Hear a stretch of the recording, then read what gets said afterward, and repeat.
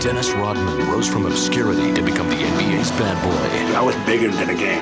I was actually more famous than the game. This is Dennis Rodman, as bad as he wants to be. Beyond the Glory, next on FSN.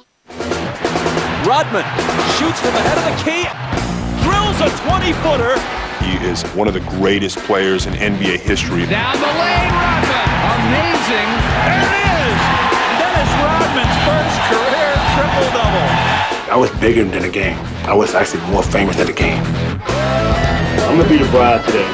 He went from a shy, non-assuming kid to a megastar. Most people evolve. He revolted.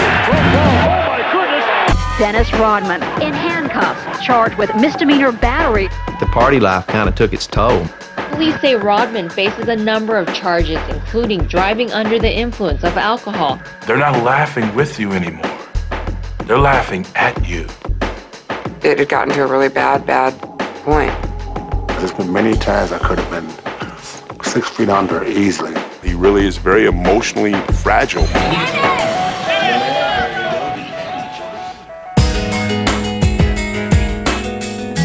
One of the most strong-willed people I've met in my life. I think there's always going to be a mystery to him.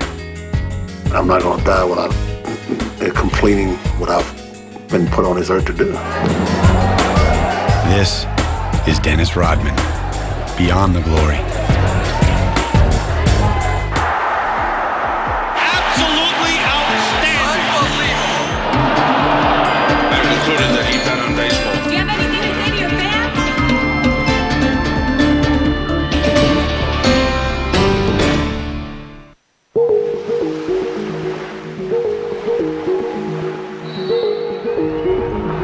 March 2004, a minor league basketball game between the Kansas City Knights and the Long Beach Jam.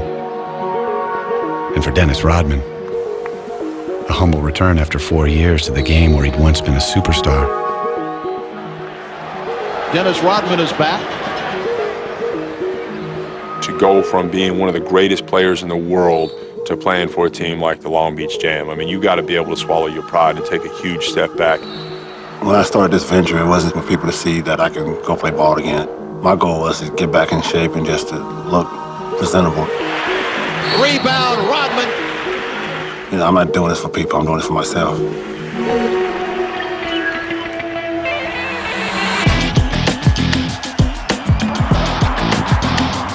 For more than a decade, Dennis Rodman loomed larger than life. He was one of basketball's great performers and most colorful personalities. He's bohemian. He's Moulin Rouge, the movie. That's Dennis Rodman. I mean, he's creative. He's just a different kind of artist. He's not like an athlete. He's more like a rock star. When you say Dennis Rodman, wait a moment, you are taking on way more than, you're taking on 10, 11 guys in one guy. But after leaving the NBA in 2000, Rodman made headlines for all the wrong reasons. While his lifestyle, fueled by alcohol, kept his closest companions in constant fear. I was concerned about him physically, I was concerned about him mentally, I was concerned about him in every way. The amount of alcohol he was consuming and the environment he was putting himself around and just the atmosphere, the element of people was just, it was crazy. I was scared to death. He's going to party and rage till he's out of money, he's totally broke, and then he's going to end his life. But Dennis Rodman's path has never been predictable. Now sober, he's determined to reinvent his story and his character one more time. No matter how crazy the ride is, as you go along, you still come back to where you started. And that's where he's at. He's back to where he started. My life is a movie. You got your good points from the beginning of the movie. You got your sad points. You got your bad points. You know, you go and correct some of the mistakes you've done in the script, and then you end up with what? A happy ending. Dennis Rodman grew up with 2 younger sisters in the Dallas neighborhood of South Oak Cliff, a crime-riddled section of town. We have lived in some neighborhoods that was not the best neighborhoods, so I never could allow my kids to come home and be by themselves. Once people saw me, they thought I was going to be a bum, a loser, go to jail, do drugs, be dead, you know, because that's where I came from. Dennis's father, Philander Rodman, left the family behind when Dennis was 3. He eventually fathered more than 25 other children. Anybody that don't have a father, it's kind of difficult just because you want somebody there. No one can ever take place of your natural father, your blood. It didn't work out with my husband, and I always thought over the years that Dennis has always faulted me for that. I don't think it was that fault. I think the fact that my father, he liked to produce, and he produced in every other, driveway. With her husband gone, Shirley maintained strict discipline to keep her kids in line. She worked overtime to put food on the table, even driving the local school bus. I said I was mean and tough, but I genuinely loved the kids, but I think that I might have been able to give them a few more hugs. Maybe back then that might have been better, but I don't know if I had the time. Don't remember when my mother ever hugged me or anything. I don't remember that. I remember she ever embraced us and held us, and I can't even think of one. Shirley's tough love kept her kids out of trouble. But while her daughters flourished, Dennis withdrew. Dennis was real shy. He's really shy. It was like, he just wouldn't talk to anybody. The girls kind of overshadowed him a little bit, and I imagine it was pretty difficult for Dennis to grow up with just women in his life. She tried to give me somebody to put in my life, a male figure. She went like the big brother, big sister organization, tried to go give me a big brother, but it wasn't the same. I mean, it was more like just pawning me off to somebody else.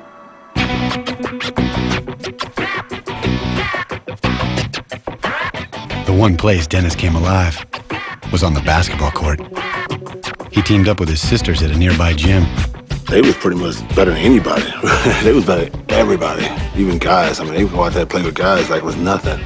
He played real good. It was like, I was the point guard, and he was the post player, and my sister was like a forward or something. I did that every day for like 5 or 6 hours a day. I just lived there, until I had to go home and go to bed.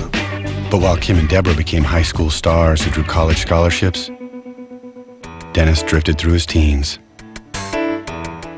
He didn't have any interest in anything except for the gym and pinball machines, and that's it. I can't even begin to portray to you the shy young man that we're talking about. The one that held onto my skirts. The one was so shy he wouldn't even date. Dennis didn't even date. But Dennis was changing. At age 20, he abruptly shot up in height, from 5'9" to 6'8". Even today, I still feel like that, I'm not a big person, but sometimes I catch myself like, wait a minute, hold on, I'm 6'8". Wow, I'm Dennis Rodman, I'm this guy. Playing in the gym, Dennis caught the eye of college scouts. In 1983, coaches from southeastern Oklahoma State tracked him down at home and offered him a scholarship. I think that really put it right on top of my head and said, wait a minute, hold on. I gotta do something in my life, and it's gotta be something positive. Southeastern Oklahoma State was in the middle of rural farm country. Dennis was living at the college that summer and coaching a basketball camp when he met an 11-year-old local boy named Brian Rich. I was a foot smaller than everybody, so I had to really, dig down and hustle, and, that's what he kind of liked. Every day that week, he came by my side the whole time.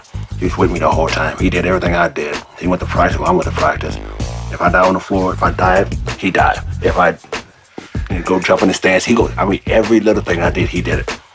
And he pulled a good one on me the last day of the camp. He said, why don't you come to dinner in my house? I'm like, what? I'm 11 years old, and, they're thinking, well, I'm going to, bring one of my buddies home. They're same age, same size, then I come walking in the door with with a 6'9" black guy. There's not a whole lot of black people up there. His dad looked at me like I was some lost alien or something. He's like, wait a minute, hold on, this your friend? This is your friend? This 6'8" black guy, 22-year-old guy is your friend? Everybody was kind of uneasy at first because it was like, having dinner with the president, When I went there, he sprung another one on me. He said, yes, mother, father, could I spend a night? And they just looked and dropped their jaws and said, hold on, we'll be right back. Hey, just let him stay the night and you can take him back in the morning. And from that day on, I was with that family for 4 years.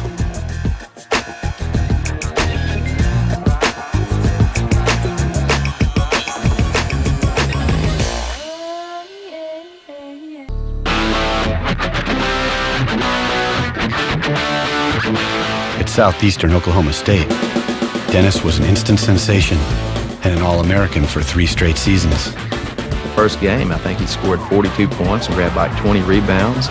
Everybody's like, who is this guy, you know? After that, he packed the gym every night. I was just excited. I was just excited just to be, here and just, just enjoying the game. In the spring of 1986, Dennis led his team to the NAIA Final Four. NBA scouts took notice. That summer, he was drafted by the Detroit Pistons.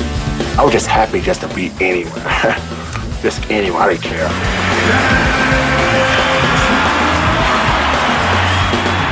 I just said, okay, now it's time for me to go to work. And just fortunate that it was Detroit and the people there took me in. Life in the NBA was a giant leap from small-town Oklahoma. But Pistons coach Chuck Daly took Dennis under his care.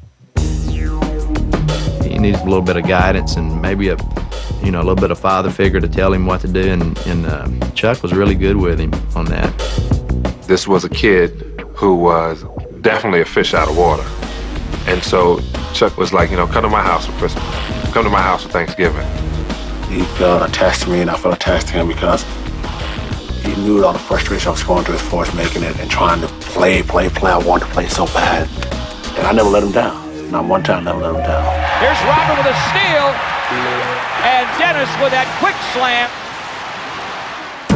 The Pistons were the NBA's bad boys, a team that fought opponents tooth and nail. Dennis fit right in. I wasn't trying to be famous to doing dirty work. I was just making it fun to do it and enjoy to do it. We call him Big Man because he played the big man. He played like a big man. He played way outside of himself. Dennis loved to play against who everybody considered to be the star. We got Mark Aguirre, we got like Larry Bird, Magic Johnson. All those guys that were so great, so good. I just wanted to see if I could stop these guys. Dennis did just that. By 1990, he was an all-star and a defensive stopper as the Pistons won their 2nd straight title. He felt like he'd found a home. I just looked at those guys like, hey, these are my brothers, that they look over me, they look after me, they take care of me, so I got to give something back. And the things I was giving back to is my heart and soul and my love for the game. He really loved that team. He really loved Detroit, period. The NBA's Defensive Player of the Year, Dennis Rodman.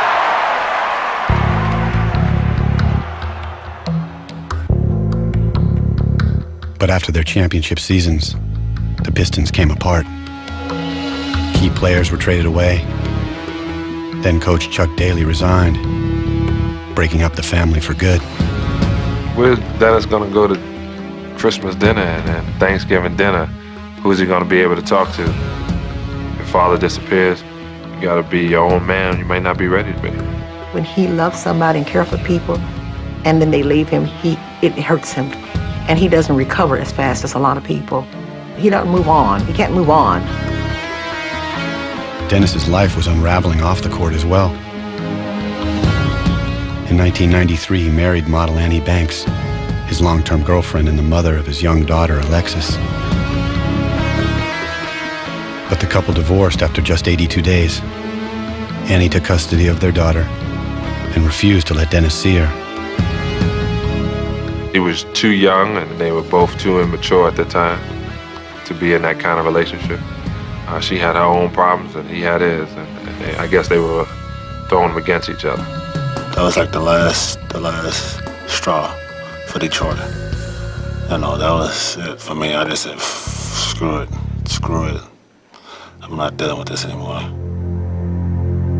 He couldn't see his daughter. I mean, there was a lot of stuff that was kind of hitting him all at one time, and he just kind of broke down.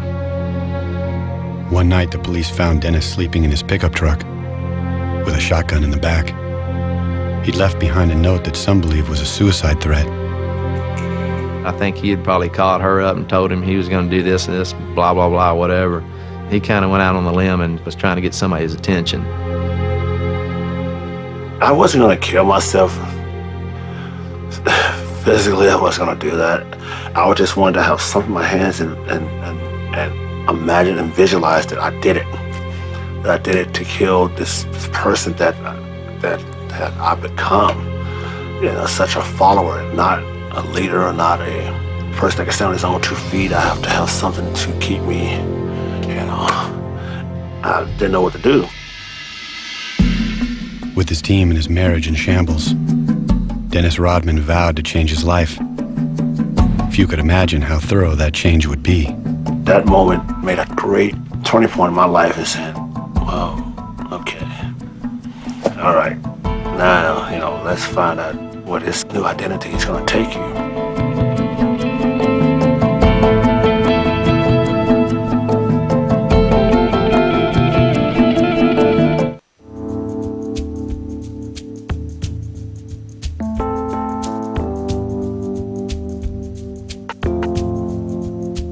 After 7 seasons with the Detroit Pistons, Dennis Rodman's life was in tatters. His coach departed, his team broken up, his marriage destroyed. He didn't believe in his teammates. He didn't believe in basketball. He didn't believe in anybody. Everything started to diminish, just disappear in front of my eyes. Traded to San Antonio after the playoffs in '93, Dennis vowed to reinvent himself from the top down.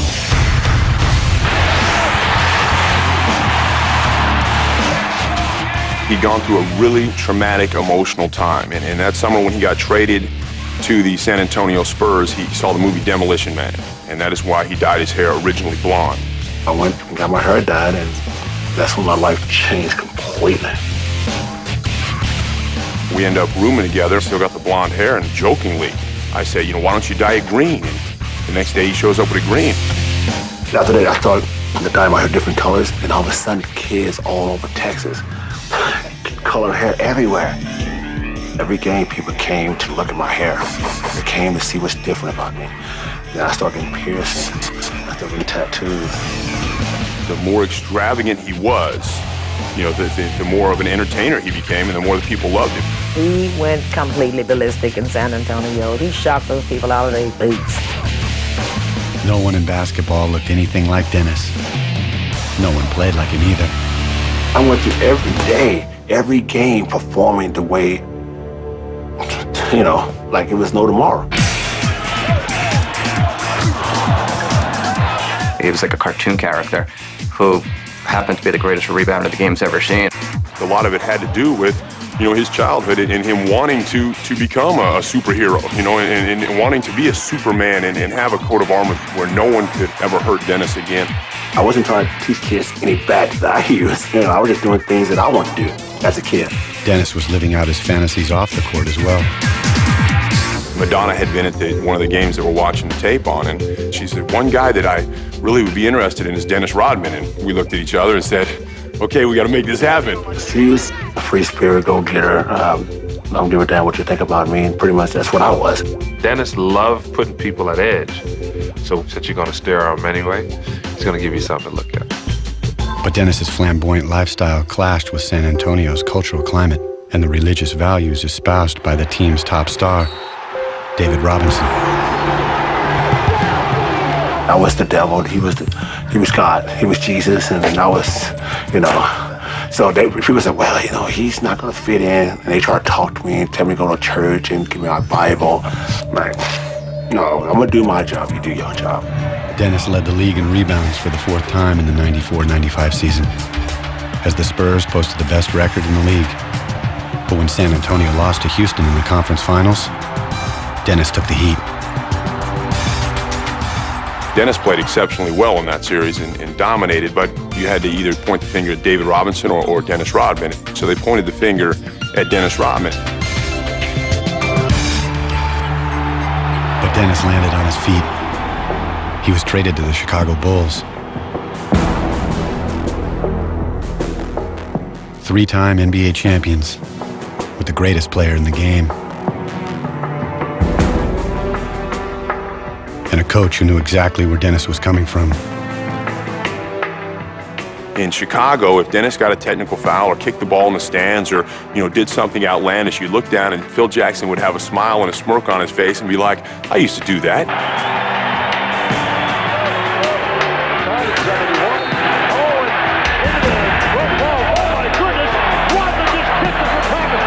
I really wasn't trying to physically hurt anybody. And the photographer is hurt. It was just the heat of the moment, and the things that I did was more like, okay, great, I'm going to do this, and hopefully that, you know, things will be cool. But, you know, I could have did a lot worse things than that besides kicking somebody. I could have punched somebody in the face. Follows in emphatic fashion. A technical foul has been called on Dennis Rodman. Rodman, 7 technicals for the season, no suspension. Taking each other to the floor. Dennis will take off the jersey. Throws it to the floor. Dennis Rodman is irate. Oh, that stupid Rodman. Phil Jackson wrote a book called Maverick.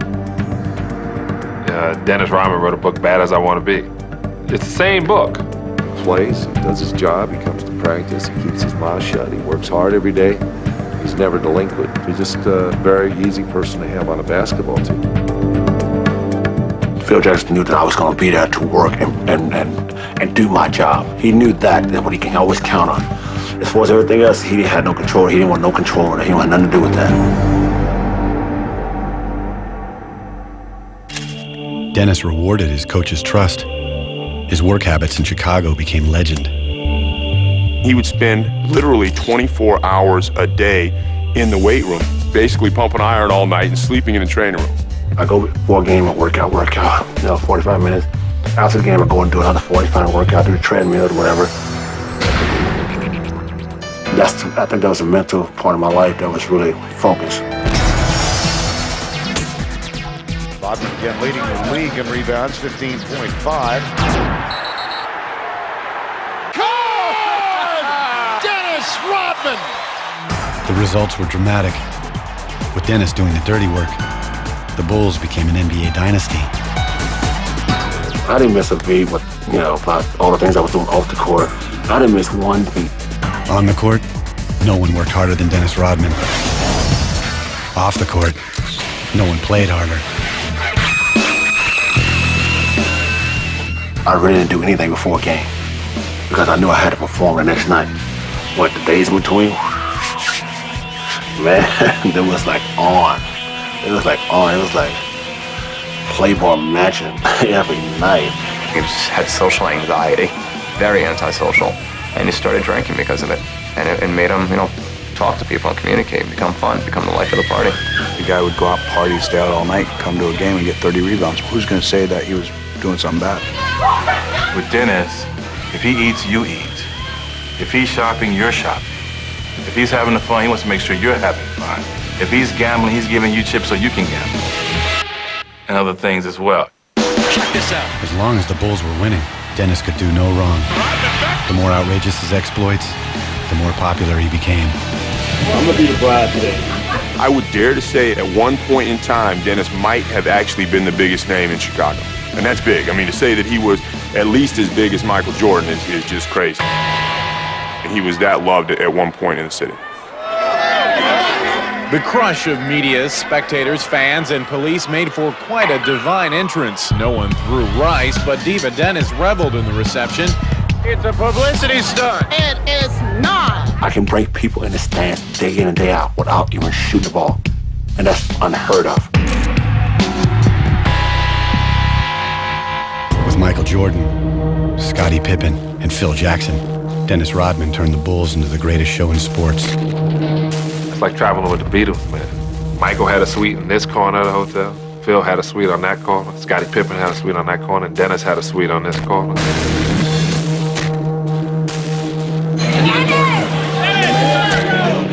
Women walk up to us and start crying. Just like in awe that he was standing in front of them. It was like a rock star concert coming to town every night. Dennis never let up. During the '98 NBA Finals, he spent his off days partying in Las Vegas, then flew back to Utah for the series' decisive game. If we were in a must-win situation, I would take Dennis Rodman, I would hop on a plane, fly to Vegas, get him drunk all night, surrounded by women, fly him in 1 minute before game time. I guarantee he'd have 35 rebounds and win the game. The Chicago Bulls have won their 6th NBA championship and it's their second three-peat. That last game was like, thank you. You know, it's like if we could even celebrate, it's like, okay, this is over. I was so just mentally trained for 3 years of running hard, running so hard. When you're flying that high, when you're like the peak of all peaks, there's nowhere else to go but down. Let's go, baby. VIP.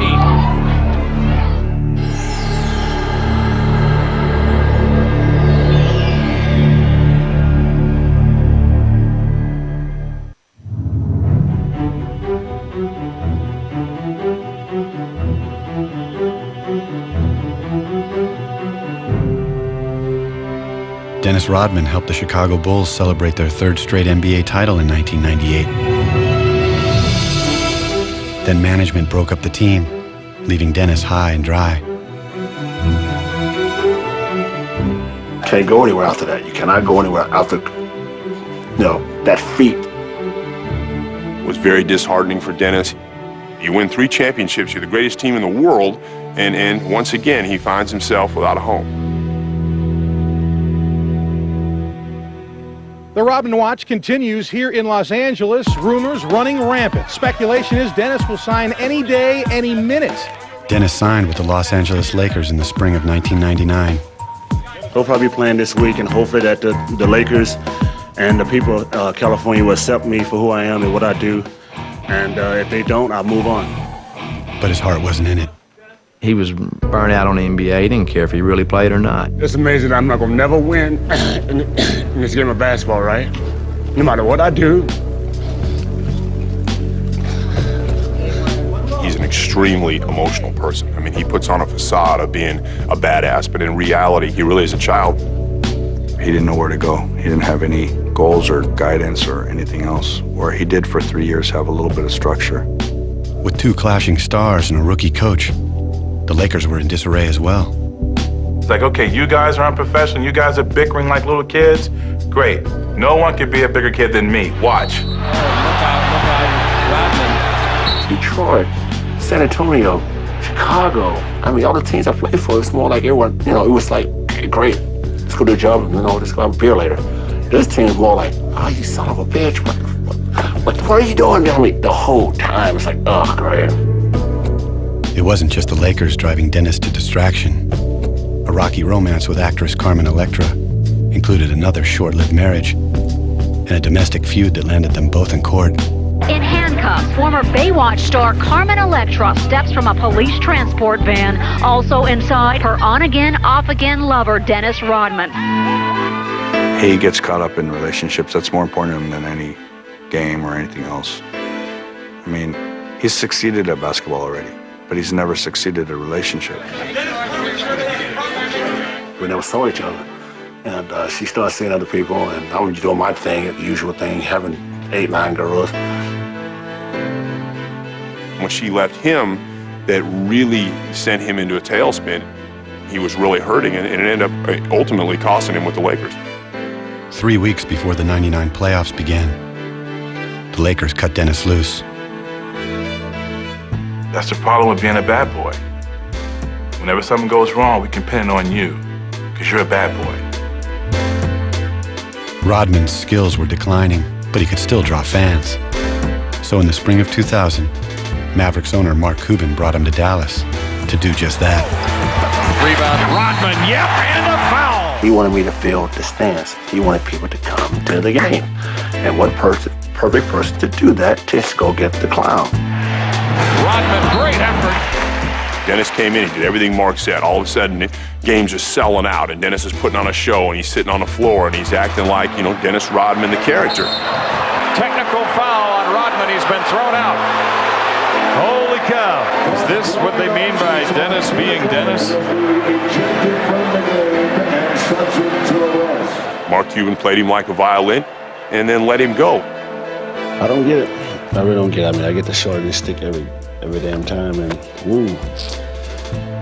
don't know, what am I doing wrong? With no other offers from NBA teams, Dennis went home to Newport Beach, California. His professional reputation was in ruins, but the party was just getting started.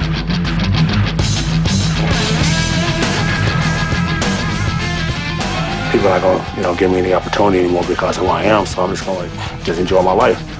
So I just drink, 4 times a week, 5 times a week, and it was that kind of deal.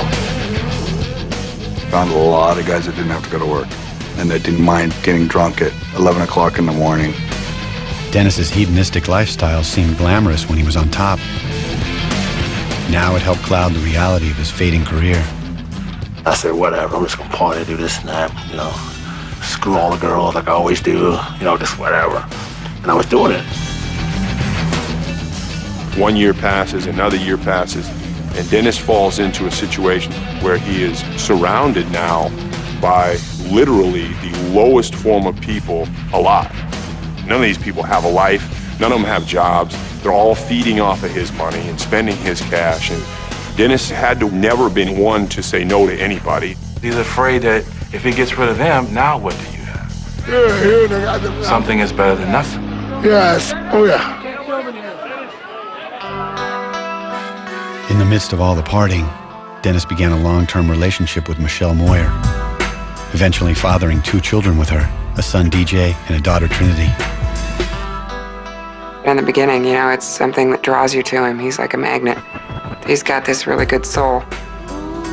She's a strong individual. She's cool. I mean, she knows my stuff, and she said, okay, great, we get together, have wild, crazy sex, and, take care of our kids. We all good. And she loves that. We actually moved in with him to his beach home with the first child, and he continued to have the party, so I made a choice to kind of separate me and the kids from that. It was just a little too much. Dennis and Michelle married in 2003, but continued living in separate houses. I live here, and she lives there, with the kids, so that's not nowhere near conventional. She accepts that, she understands that, girls and people want to be around me to party. They want to party and have a good time, people like that, and it's hard for a woman to be with me because of that. It definitely takes a lot of strength. A lot of strength. In fact, sometimes I wonder where I get it, and I wonder if I'm going to continue to have it. They're a strange but good couple. Any woman in the world that gets involved with him, unless she lives in Siberia, knows what Dennis is about. So she's accepted a lot more, helped him a lot more, and put up with more than most women would. In the summer of 2003, Dennis announced an NBA comeback attempt, but he made little effort to get into shape. Dennis, you're not going to practice at all this year? Well, I didn't do it all last year, so what's the difference? Why should you start right now? Well, I would start now. Or to curtail his drinking. Beautiful. Before he needed to become this social extrovert, now he needs it just to cope.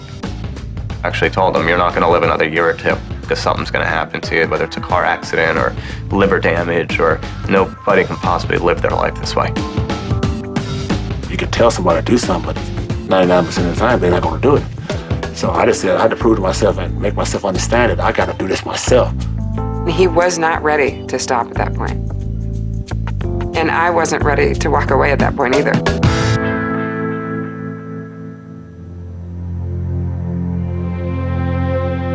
Early one morning, after spending the night at a Las Vegas strip club, Dennis crashed a motorcycle into a concrete pillar. He was charged with driving under the influence. For those who had always stood by him, it was the last straw. The motorcycle accident was about as much as we could take, all of us, his friends and family. I sat and said, I can't change him. And I can't have him change for me or for his children. So at this point, I'm going to walk away. We actually gave an ultimatum, which was you either stop or we're done. I mean, I talked to Michelle, Darren talked to Michelle, she said she was done. I was done. Darren was quitting.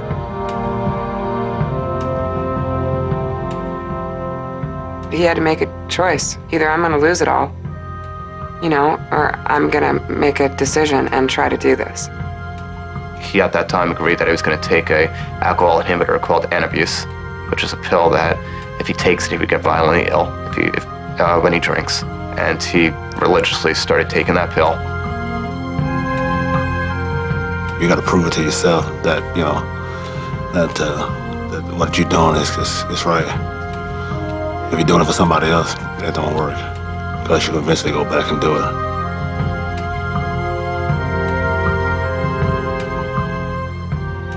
Fortunately for us, he listened. And he hasn't touched the bottle since.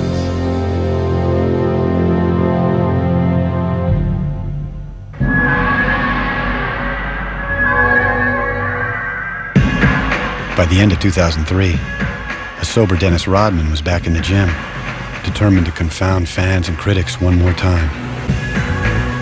I just want to come and finish my goal, my dream, to finish the game the way I started.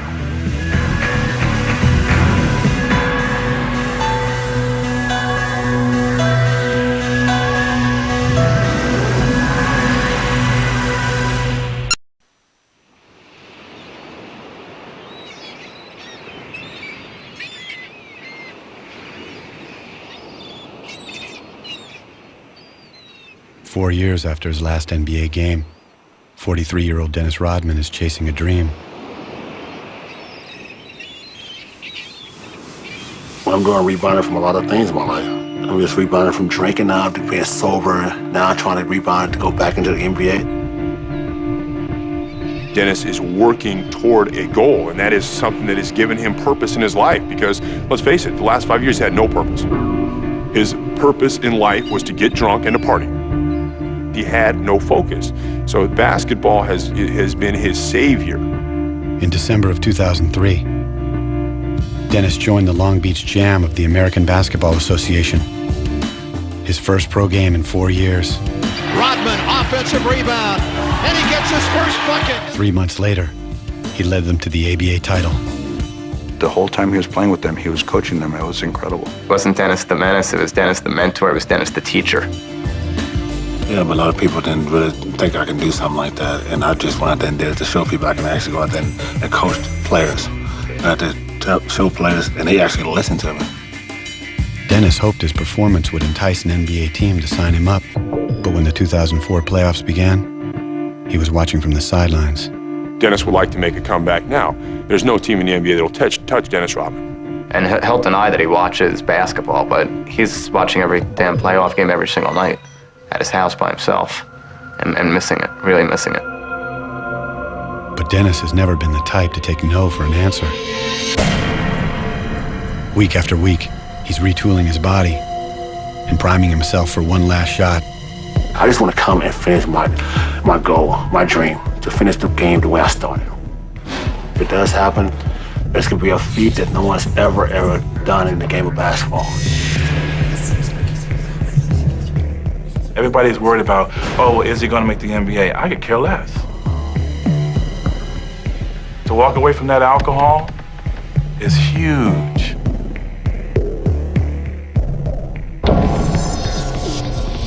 He is a completely different person. He's trying to turn his life around, and for me, it's just I mean, it's exciting, because I was scared to death for Dennis Rodman.